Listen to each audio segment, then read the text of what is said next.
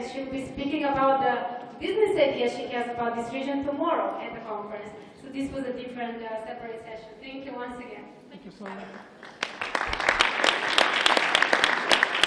So now I would like to invite Mr. Naumovski, who is a board member, an honorary board member of Macedonia 2025, Vice President and General Director of the Moscow Representative Office of Kinross Corporation of Russia, and a very experienced global professional. I don't know how this goes back. I'll hold it this way. Zdravo, sugrađani Makedonci.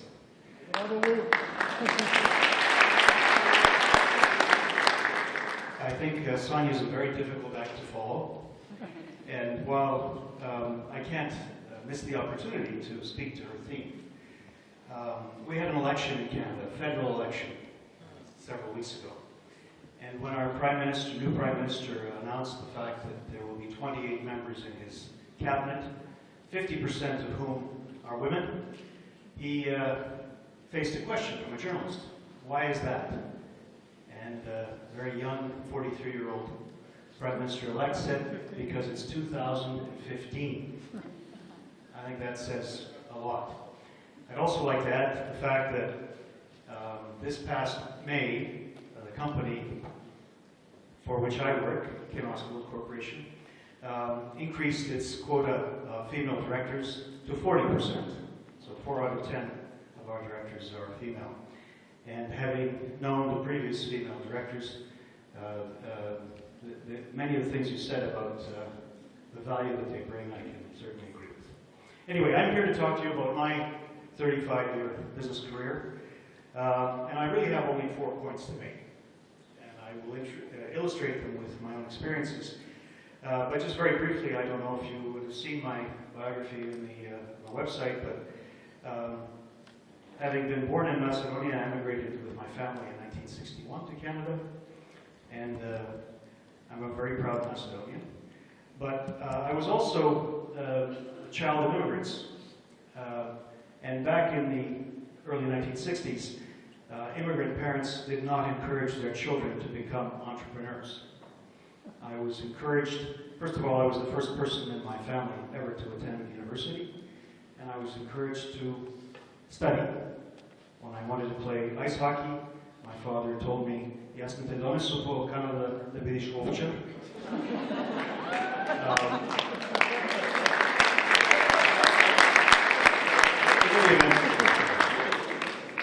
I'm 59 years old, and I still play hockey. And I started my life actually as a bureaucrat. At the time, I was the very first Macedonian to become a diplomat for Canada, and I had a mercifully short tenured career, after which I learned that I wasn't really a bureaucrat. I was the least diplomat in the Canadian Diplomatic Service, and I left. But over the course of my career, I learned 4 very key issues, or lessons. The fundamental importance of culture and values. Any executive has to be fully aware of what culture they come from and to hold very firmly his or her values. I also learned that we're in the 21st century, it's 2015, and many of the truisms that I might have heard growing up and studying in Canada are no longer true. I learned a very important lesson very early on. Unless you have personal integrity, you can't be effective in business. You can become rich, but you can't become effective. And finally, I also learned that these values that you have in yourself are values that you need to propagate in your employees, in your counterparties. So, getting back to culture and values, it really comes down to how you were raised. I had a wonderful upbringing. My parents had a terrible marriage, but they were wonderful parents. And so, growing up in Canada, I remember going to school the first time only 6 months after arriving in Canada, speaking only television English, and running home with my sister crying because they were throwing stones at us, these other children. This was in Hamilton, Ontario, where my father worked at the steel company in Canada. And having finished his shift, he took us back to school and threatened the life of our principal unless he stopped this behavior. It became obvious to us a few weeks later that those children throwing stones at us and calling us DPs. The DP, for those of you who don't know, means displaced person. And after World War II, many of us were DPs. It turns out that these children had emigrated from Italy only 2 years before. So that's a very important lesson in my life, that you must value everybody, and whether they're refugees from Syria or DPs from Macedonia, Yugoslavia, you have to treat them the same. And this is a lesson I got from my parents. Another lesson I learned very early on is the power of communication. Now that includes not only the ability to speak numerous languages. I speak 5 languages. I know a lot of people who speak many more. But it really has to do with how you can communicate your values and your culture. And when I worked at Visa International until 2007, I ran the payment industry for Visa in the former Soviet Union. I learned that if you can communicate your values, which we try to do effectively, you can be successful. And many of my colleagues thought that we should trade on our global brand. It's an American brand, and everybody wants to be international.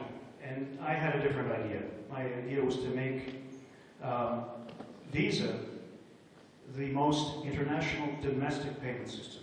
And the Russian clients and the banks that we had really understood that well. You have to really be believable.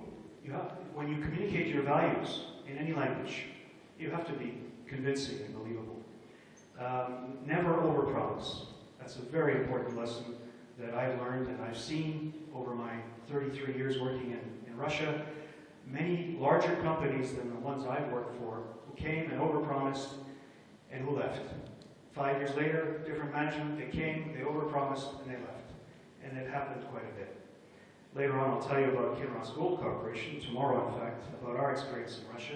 We're not the largest mining company in the world, but we are the only international mining company to have succeeded in Russia ever.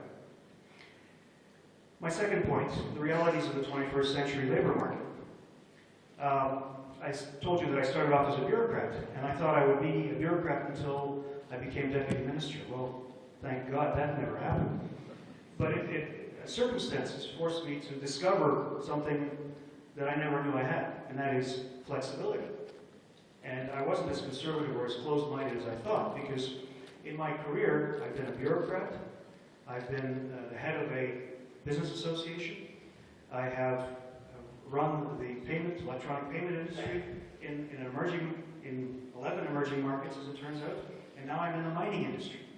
If somebody had asked me this as I was leaving university, I would have said they were crazy. But I had to react to circumstances. I had to show my versatility. I had to push down my apprehensions and my fears when I changed sectors. And I realized that I wasn't really that stupid, that I can learn about mining. I'm not a geologist or an engineer, but most intelligent people can learn enough about the industry they work in to succeed. The third point, and probably my key message, is personal integrity. You probably are aware of the plague of corruption. I won't say anything about corruption in Macedonia, but I know a little bit about corruption in Russia and the former Soviet Union. People say to me, well, how can you work? How can you be there so long? It's a corrupt place. Well, I learned very early on. It was in 1983, 1984. As a trade commissioner at the Canadian Embassy, I worked with a very small agricultural equipment manufacturer from the province of Saskatchewan. Is there anybody here who has heard of Saskatchewan? Probably not. Oh, there's a couple of people. I managed to help this company make what was for them a huge sale of a license to manufacture their proprietary equipment in the Soviet Union. And it saved the company, basically, and they exist to this day. So about 6 months after I left Russia, I was working in Atlanta, Georgia as a trade commissioner and consul, and the president of that company desperately wanted to talk to me. So I visited him in Regina as part of a trade show, and we were having dinner, and he slid an envelope across the table. He said, "I never got to thank you properly." There was a check for $35,000 in that envelope. I said, "What's this?" He said, "Well, you saved my company. I never paid you." I said, "That's not my job to take your money. My job is to help you." And I said, "If you really want to help me, write a letter to our deputy administrator. Tell him that I actually did what my job required me to do." And I don't know why I said no. At age 25, I could have used $35,000, but I said no. And here I am, 30 years later, very, very happy that I said no. And almost every week or month in Russia, there are offers, fewer offers now in the gold industry because our mines are in the far northeast of Russia, in Chukotka.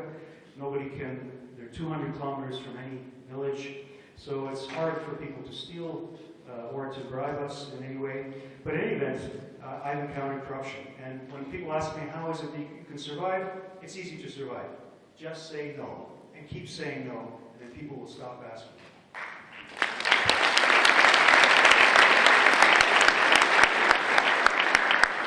And this comes down to personal integrity and values. If your values are intact, you will say no, you will have no discomfort in saying no. And here's my final point. Question of your values and your integrity and how those are applied when dealing with colleagues, with subordinates, with recruiting new employees, and with any counterparties. One thing I learned very early on, I've had the privilege of recruiting several hundred young Russian, Ukrainian, and other people into the various jobs that I've had. And I learned that there are only two qualities that I look for. They are integrity and sincerity. From my own experience, having learned a little bit about mining, a lot about payments, electronic payments, about project financing when I was at the European Bank for Reconstruction and Development, I realized that intelligent people can learn a lot of things. What they can't learn is what's inside, and that's sincerity and integrity. And I'm very proud of the fact that over the years, I had the lowest attrition. I had to fire relatively few people for lack of integrity. I've had exceptional success in judging people when they come to interview with me. So that's very important, I think. And I also look for sincerity in my business partners and in my superiors. I have had a number of superiors who were less than sincere and for whom I didn't try as hard as I might have. Another thing that I've encountered is a question of, can you learn leadership? My belief is you cannot. You can improve your skills if you have them to begin with. But some people are managers, fewer people are leaders, and exceptional people are both good managers and good leaders. And in that respect, I've never been afraid to hire people smarter than me. And unfortunately, I've had CEOs that I've worked for who were deathly afraid of anyone who would challenge their view. And you develop a sense of groupthink when everybody is trying to nod in agreement with the CEO. And that's a very, very dangerous thing for any organization.